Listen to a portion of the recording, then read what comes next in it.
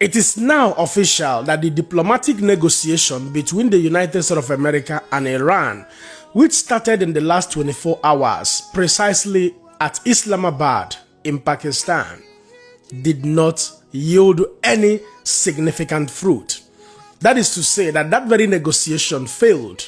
Yes, and the consequences of that is that there are chances that the war will continue to wage further in the Middle East.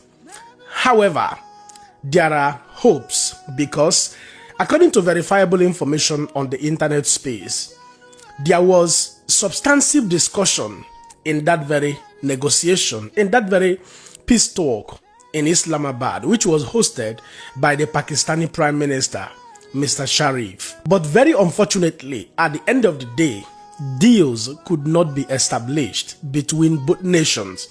And according to the Vice President of the United States of America, Mr. J.D. Vance, Iran is still not ready to make a defined, clear commitment of not progressing further towards making any nuclear program.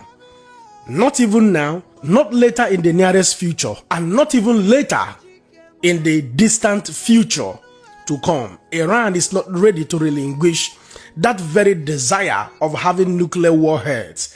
And remember, Donald Trump has over time maintained that there will be no negotiation if Iran is not ready to kill that very desire.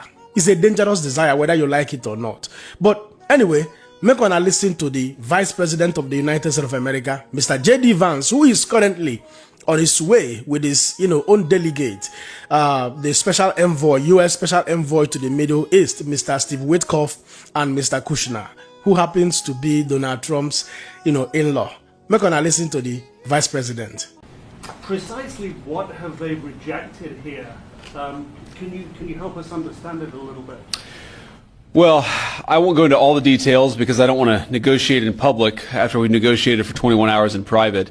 But the simple fact is that we need to see an affirmative commitment that they will not seek a nuclear weapon and they will not seek the tools that would enable them to quickly achieve a nuclear weapon. That is the core goal of the President of the United States, and that's what we've tried to achieve through these negotiations. Again, their nuclear program, such as it is, the enrichment facilities that they had before, they've been destroyed. But the simple question is, do we see a fundamental commitment of will for the Iranians not to develop a nuclear weapon, not just now, not just 2 years from now, but for the long term? We haven't seen that yet. We hope that we will. Now, that is the side of the story from the United States of America. We haven't had, the Iranian side of the story in a very concise manner, although we have seen some information trending on the internet space where the Iran were also talking about bringing a total ceasefire, in all fronts, in all axes of the escalation in the Middle East, which includes Israel ceasing their attack, with Lebanon.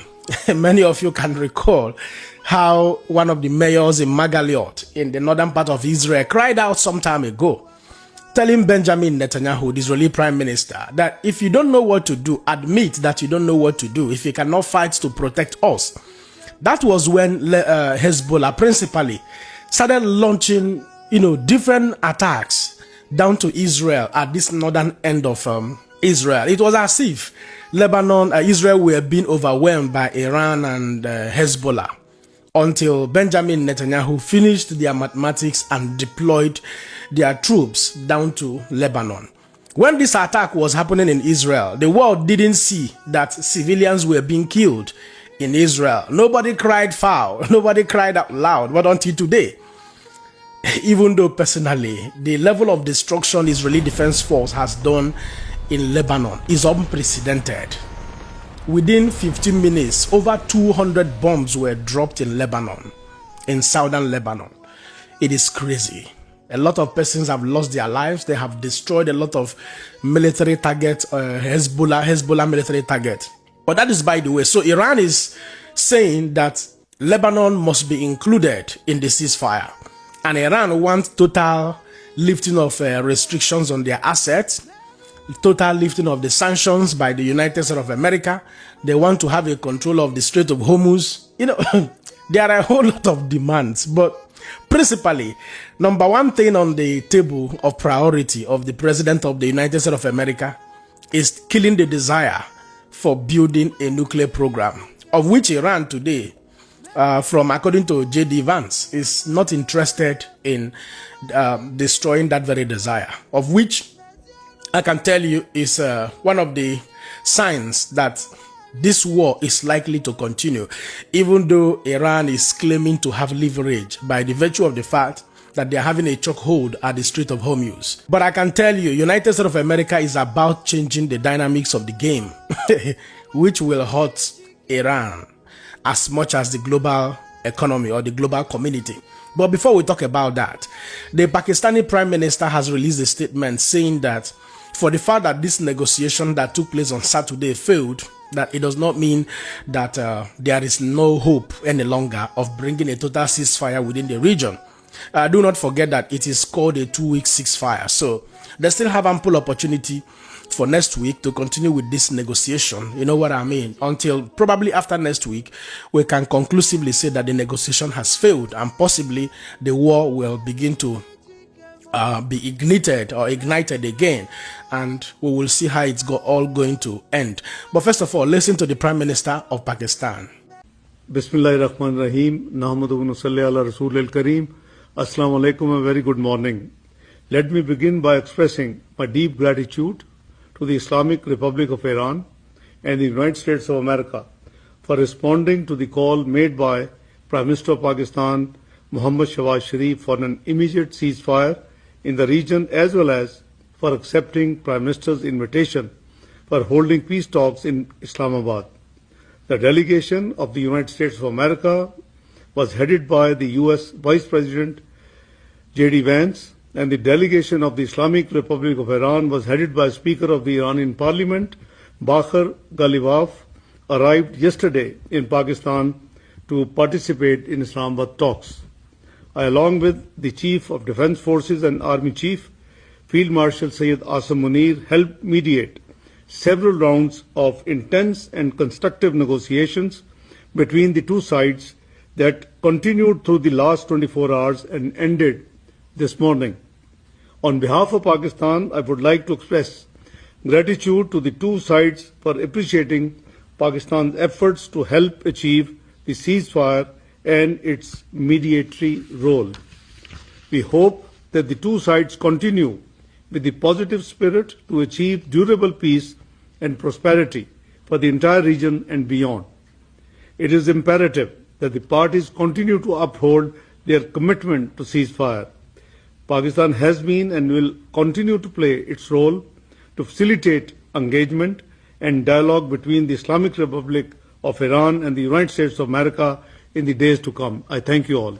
So to ramp this very section up, you see, according to what I talked about in my previous video of the last 24 hours, for the fact that United States of America were able to deploy their two naval guided missile destroyers down to the Strait of Hormuz and planning to deploy more underwater drones at that very location. According to some of the experts, submissions and speculations, of which I started already talking about that, by analyzing the trajectory of event, the United States of American Navy is likely going to have a chokehold also on the Strait of Hormuz after now, if all the negotiation fails. What they are going to do principally would be to make sure that as much as Iran is collecting money from some countries to allow their oil tankers to pass through the strait, and also restricting some countries from accessing the strait, countries like Qatar, Saudi Arabia, and the rest of them, because they consider them as enemies, allies of the United States of America. So US Navy is likely going to have a chokehold of the strait, possibly at the entrance or at the exit, such that both the allies of Iran, the countries that are paying Iran to pass through the strait, will no longer have access. That is to say, if you enter, you cannot come out, or if you come out, you cannot enter. Don't forget that expert analysis, has it stated in clarity that it takes about 7 to 8 or 9 hours for you to get into the Strait of Hormuz, navigate and turn around and then exit. So it's going to be a very dicey time in the future if all the negotiation fails. That is one option that I'm also beginning to think about. Or the United States of America will now try to have a total control of the Strait of Hormuz, 100%. That they will now be in charge of traffic, allowing oil tankers and oil vessels of every global economy to pass through. These are all going to be very dangerous options, but the optics, the trajectory of events that we have seen so far is signaling that they are primarily going to do something that will also give them the leverage that Iran is having now in this war by having a chokehold on the Strait of Hormuz. Because that is the only compelling force that Iran has now, that is compelling the USA, so that the world will not blame America if the global economy collapses. You know what I mean? So USA will never allow Iran to have a chokehold on the Strait of Hormuz. Probably the worst will happen at the end of the day. And like I told you, Iran is ready for anything.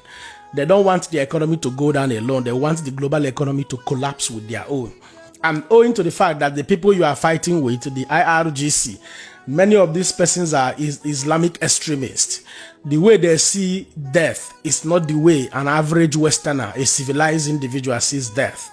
They believe that their death is even a sacrifice that you make on the altar of the Almighty Allah in order for you to be blessed, and rewarded by the time you get to the paradise. So they don't fear to be unalived in many occasions. That is why it is easy to unalive their citizens. A typical example was what happened during the protest last year. We saw that where thousands of Iranians were unalived. So this is one of the reasons why these people are still, firing ahead in this very war. Otherwise, many of them would have given up, but unfortunately they are not scared of dying and all of that. But whatever may be the case, interesting time are ahead, because USA is already doing something we cannot explain in clarity, how far they will go at the Strait of Hormuz while trying to clear off the mines.